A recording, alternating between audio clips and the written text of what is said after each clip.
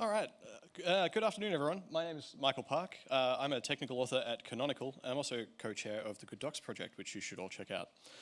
Today, I wanted to briefly chat about some tips for interviewing. Now, I'm not going to comment on Canonical's universally beloved interviewing system. Suffice to say that we have a lot of interviews. It's a remote-first company. We get a lot of people applying. A company of 1,500 people can't deal with hundreds of thousands of applicants. Some people are going to not enjoy the processes that we go through. So this is a representation.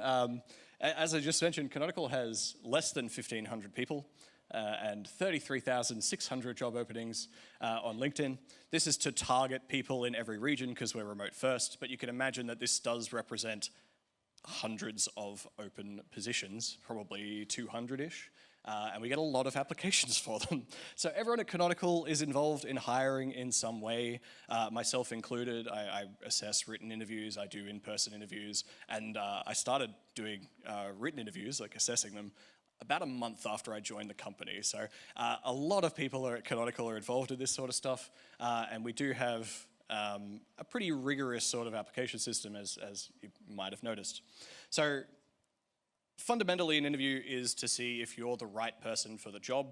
And when I'm sort of assessing interviews in general, I like to roll back to my sort of journalistic past and look at what is always amusingly called the 5 Ws. You'll notice an outlier there. That's not a W, but that's okay. It's still part of the 5 Ws for some reason. We'll just gloss over that. It's also called the 6 questions of news writing. And I feel like most people are pretty good at a lot of these. Who, what, where, when. Everyone's pretty good at that. And I think that that's sort of a natural part of doing your CV, writing your cover letter, all that sort of stuff. Where I feel that people tend to fall down, and something that I miss and really want to see in people interviewing for positions, what I want to see in a colleague is telling me why and how. Why you are a technical writer, why you want to be a technical writer, why are you here, why are you approaching these sorts of problems, like what parts of technical communication really drive you, and what sort of problems do you want to address?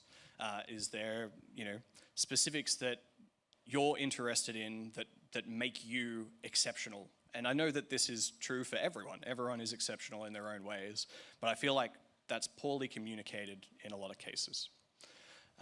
The other part is how. How do you approach problems? And how do you communicate? And most importantly, for a remote-first company, how do you like to work?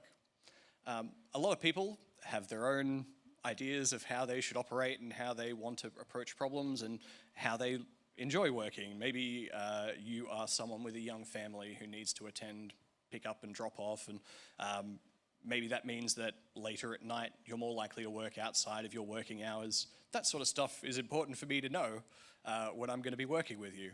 But also, just generally, if you have problems wrangling your engineering staff to try and communicate the appropriate things that you need to communicate as a technical author, how are you going to approach those problems? What sort of strategies are you going to put in place or just implement to try and overcome the difficulties that naturally come with a technical writer or technical author role?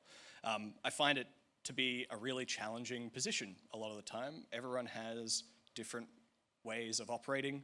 And these sorts of questions go a long way in identifying for me who I really want to work with. The last thing I'll note is a bit of a bugbear, and something I want to know how you got this number. Anyone who writes, I've done a thing and I've increased efficiency by 20%, how? How do you identify that? So that's my red flag, and that's my lightning talk. Thank you very much.